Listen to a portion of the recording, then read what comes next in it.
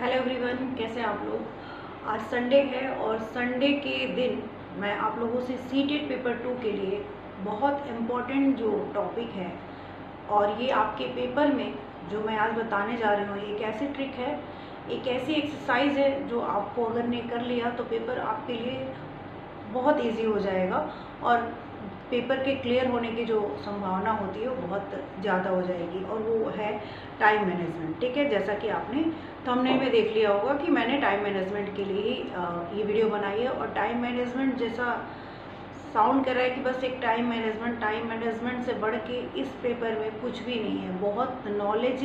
क्या आपको लगता है कि जो लोग 1 या 2 नंबर से फेल हो जाते हैं, क्या उनके पास नॉलेज की कमी है? ऐसा नहीं होता है। जो लोग 1 या 2 नंबर से फेल हो जाते हैं ना, वो एक्चुअली उनको नॉलेज है, सब कुछ है, बट होता क्या है कि टाइम मैनेजमेंट में कहीं वो क्वेश्चन को या तो टाइम दे के पढ़ नहीं पाते हैं, जिस वजह से कन्फ्यूज़न में कुछ भी इधर उधर लग जाता है। ठीक है, तो ऐसा नहीं होना चाहिए।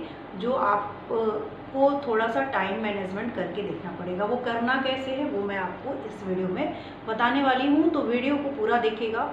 देखिए, बहुत सारी बातें याद करके रखती हूँ अपने एक्सपीरियंस से, लेकिन जब वीडियो बनाती हूँ तो थोड़ा भूल जाती हूँ, क्योंकि मैं ना लिख वख के नहीं रखती। तो जो चीज़ें शेयर कर रही हूँ उसको ध्यान से सुनिएगा। क्या क्या करना है। 150 का नंबर का पेपर होता है आपका, और 150 नंबर में हमें 30 क्वेश्चन जो है वो करने हैं। तो 30 करके आपको 150 मिनट ही मिलने वाले हैं। आपको एक क्वेश्चन पे 1 मिनट का समय देना है। अगर आप सीडीपी के क्वेश्चन देखें तो इतने लंबे लंबे क्वेश्चन आते हैं कि उनको पढ़ने में टाइम लग जाता है। उसके बाद मैथ अगर आपका है तो वो तो और महान है। पहले तो क्वेश्चन को समझेंगे फिर उसको सॉल्व करेंगे। अगर आप मैथ के स्टूडेंट नहीं हैं तो मैथ के स्टूडेंट होते हैं, उनको इतनी प्रैक्टिस होती है कि शॉर्ट ट्रिक से फटाक से देखते ही कर लेते हैं। कॉन्सेप्ट समझने में टाइम लगता है, क्वेश्चन को समझना और करना। और उसके बाद ऑफलाइन में सबसे बड़ा जो समस्या आता है वो आता है गोले भरने का। तो इतनी चीज़ें करनी है, और वो भी हर क्वेश्चन के लिए 1 मिनट का टाइम है आपके पास। यहीं पे जो सोशल साइंस के हैं उनकी अगर अच्छी प्रैक्टिस है, बहुत अच्छा प्रैक्टिस किया है, तो उनको सिर्फ पढ़ना है और कर देना है। लेकिन साइंस वालों को मैथ करना है और साथ में साइंस करना है, तो उनको ये चीज़ थोड़ा सा उनसे कह सकते हैं कि 10% थोड़ा मैथ में टाइम लगता है। साइंस में वो पढ़ के अगर उनको आता है तो आता है, नहीं आता है तो नहीं आता है। तो इसको कैसे सॉल्व करेंगे, ये बहुत बड़ी प्रॉब्लम है। और ये प्रॉब्लम हर वो स्टूडेंट फेस करता है जिसका 1 या 2 नंबर से नहीं निकल रहा है। सबसे बड़ा रीज़न मुझे लगता है पर्सनली, जो जितने लोगों को मैं जानती हूँ जिनका नहीं निकल पा रहा है, और वो बहुत अच्छे हैं पढ़ने में, मतलब अपने और चीज़ों में तो वो आराम से कर लेते हैं, और यहाँ पे उनको जब भी पूछा जाता है तो उनका कुछ छूट गया। हाँ, कुछ मेरे फ्रेंड ऐसे भी है कि जो समय से पहले ही कर लेते हैं, पता नहीं वो कैसे गोला भरते हैं। इतना कुछ होते हुए पूरा क्वेश्चन वो अटेम्प्ट करते हैं। मुझसे भी नहीं होता है, मैं भी बहुत लेट वगैरह करती हूँ। गोले भरने में मुझे बहुत टाइम लगता है। तो आपको करना क्या है, सबसे पहले पेपर देते समय आप पेपर के उस पार्ट को चुनिए जो आपको सबसे अच्छे से आता है। जब पेपर आप देने जाएंगे तो देखिए, मैं आज पूरी बातें बताने वाली हूँ, पूरा रिलैक्स होकर सुनिएगा। जब आप पेपर देने जाएंगे तो सबसे पहले जो सबसे अच्छा टॉपिक है आपका, वो आप उस सेक्शन को उठाइए। मतलब उसमें समय नहीं लगे, आप पढ़िए। आपको तुरंत उसकी प्रैक्टिस है तो आप समझ जाएंगे, क्योंकि आप पहले से प्रैक्टिस करेंगे ना। तो पहले से अभी आप प्रैक्टिस कर रहे होंगे, कॉन्सेप्ट पढ़ रहे होंगे। जैसे कि मान लीजिए, मैं जो पर्सनली करती हूँ, क्योंकि मुझे सीडीपी जो है एक स्कोरिंग चीज़ है, कॉन्सेप्ट है। अगर मुझे कॉन्सेप्ट आता है तो मैं आराम से उस प्रश्न को कर लूँगी, और सीडीपी में मैक्सिमम मेरे अच्छे मार्क्स आते हैं।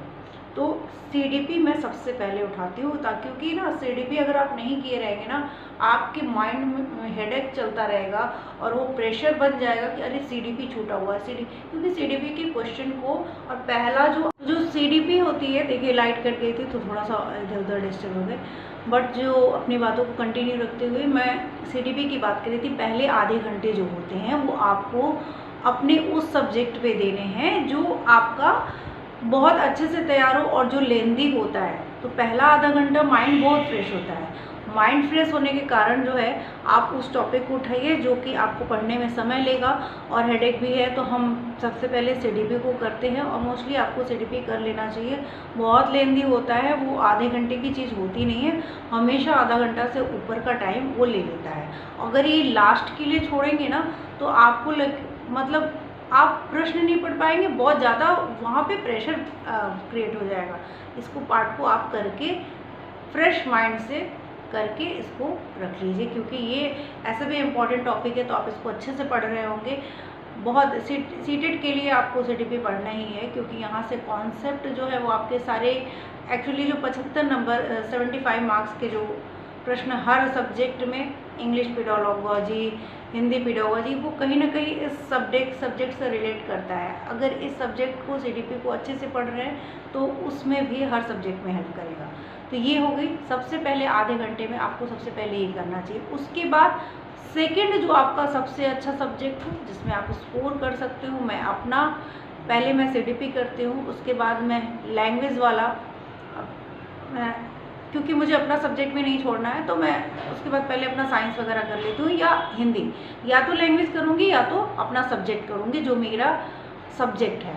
तो या तो मैं साइंस करूँगी या तो मैं अगर आपका सोशल है तो आप सोशल करिए, जिसको भी जो आपने बहुत अच्छे से जिस सब्जेक्ट की तैयारी करिए, जहाँ पे प्रॉब्लम है उस प्रॉब्लम वाली चीज़ को हम बाद में देखेंगे। और मान लीजिए कि अभी एक चीज़ और मेरी रह गई है कि अगर मैं सीडीपी के क्वेश्चन कर रही हूँ, लेंदी है और मुझे नहीं आ रहा है, तो उसमें आप उसी क्वेश्चन पे स्टिक होके मत रहिए कि मैं इसको जब तक पूरा कर नहीं लूँगा 2-3 बार पढ़ के तब तक यहाँ से आगे नहीं बढ़ूँ। उसको छोड़ के आप आगे बढ़ जाइए, क्योंकि आप सारे प्रश्नों को कम से कम एक बार पढ़ तो सके। जो बाद में बचेगा सबसे लास्ट के 10 मिनट जो होंगे उसमें लगा के टिक कर दीजिएगा, लेकिन आप सारे प्रश्नों को कर पाए। इसलिए किसी भी एक प्रश्न पे अगर आपको नहीं आ रहा है तो वहाँ से आगे के प्रश्नों को उसको कहीं से माइंड में रख के कि छूटा हुआ है, ये बात आपको पता होनी चाहिए, याद होनी चाहिए। लास्ट में याद रखिएगा कि इतने प्रश्न मैं छोड़ के आई हूँ,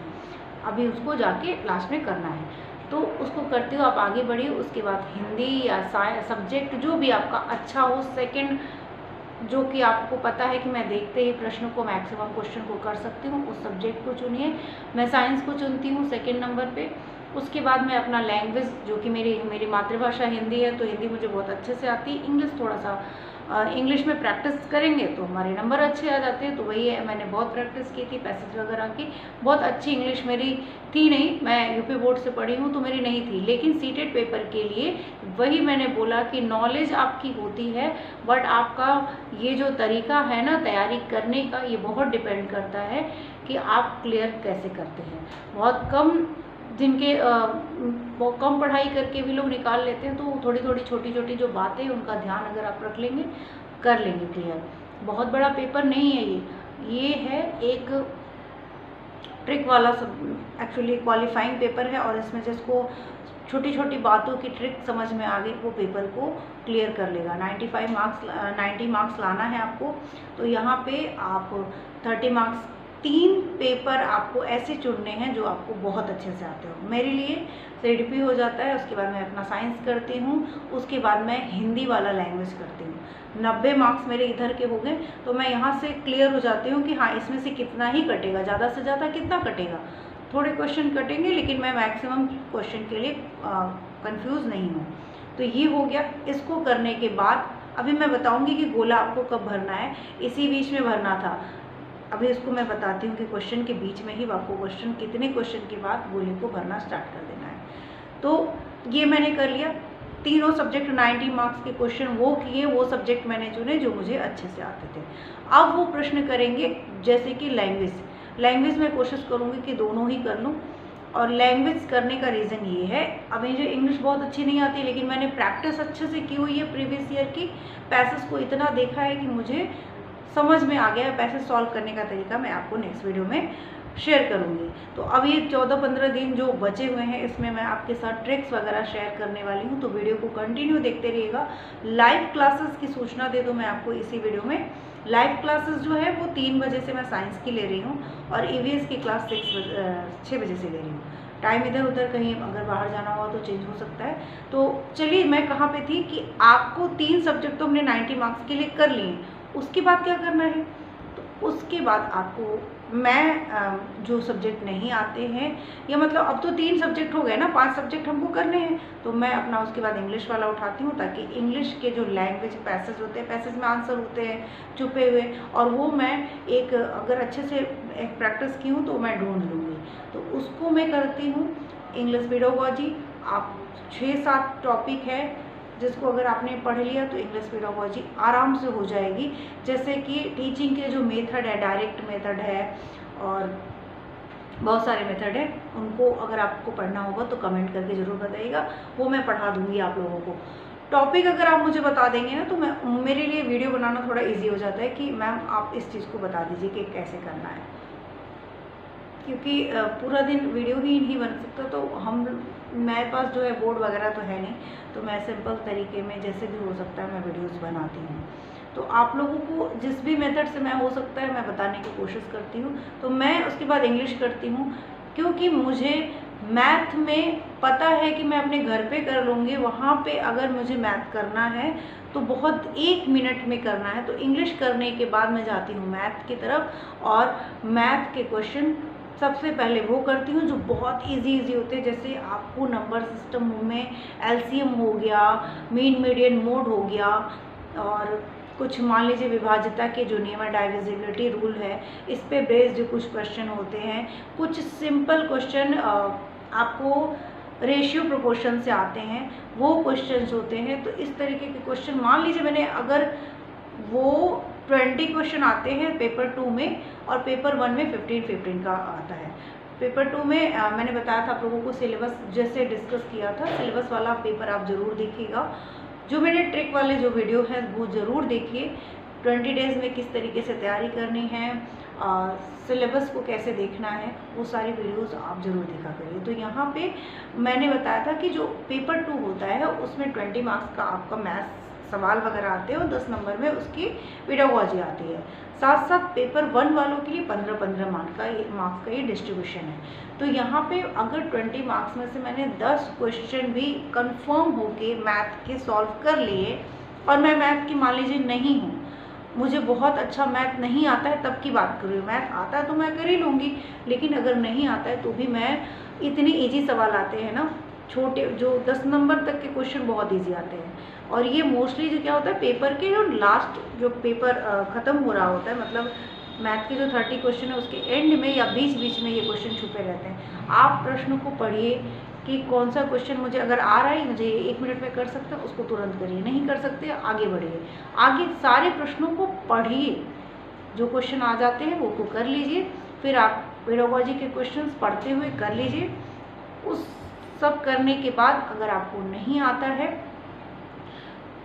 आप उन क्वेश्चन की तरफ जाइए जो आप छोड़ के आए थे पहले। जैसे सीडीपी में कुछ क्वेश्चन छोड़े होंगे जो नहीं आ रहे होंगे, हिंदी अदर लैंग्वेज जितने क्वेश्चन छोड़े थे, अब उस टाइम पीरियड में आपको सारे क्वेश्चन करके पूरा गोला वगैरह भर लेना है। गोला कब भरना था, मान लीजिए आपने 10 क्वेश्चन सीडीपी के कर लीजिए, 10 क्वेश्चन का गोला भर लीजिए। कुछ लोग अपने हिसाब से करते हैं, इस गोले भरने को आप अपने हिसाब से करिए। लेकिन अगर एक 30 क्वेश्चन का सेट आपने कर लिया है तो उस 30 क्वेश्चन के सेट का गोला भी आपका फिल हो जाना चाहिए। सारे गोले को इकट्ठे करके मत रहिए कि मैं पूरा पेपर जब सॉल्व कर लूँगी तो मैं गोला भरूँगी, ऐसा मत करिएगा। ये बहुत पूरा पेपर सॉल्व कर लिया आपने अपने माइंड में टिक करके कैसे भी करके, और गोला नहीं भरा है तो आपका छूट जाएगा, और गोले गलत भरने से, आधा भरने से आपका पूरा पेपर खराब हो जाता है। तो उस चीज़ का बहुत ज़्यादा ध्यान रखना है। गोले भरते समय एकदम ध्यान से गोला भरना है, अच्छे पेन का यूज़ करना है, मोटे पेन का यूज़ करना है। ये सब चीज़ों के लिए मैं आपको वीडियो बनाने वाली हूँ, और आप सारी वीडियोस देखिएगा, आपको पेपर में हेल्प करने वाली है। जो आपको वहाँ पे जाके फील होगा वो सारी चीज़ें मैं आपको पहले से बता रही हूँ। प्रैक्टिस सेट अभी जितना लगा सकते वो लगाइए, और प्रैक्टिस सेट कैसे लगाना है ये भी मैं आपको वीडियो में बताऊंगी। तो आपको हर 15 क्वेश्चन, हर 10 क्वेश्चन जैसा आपको लगे आप 10 क्वेश्चन देखिए, उसके गोले भर लीजिए, 10 क्वेश्चन कीजिए, उसके गोले भर लीजिए।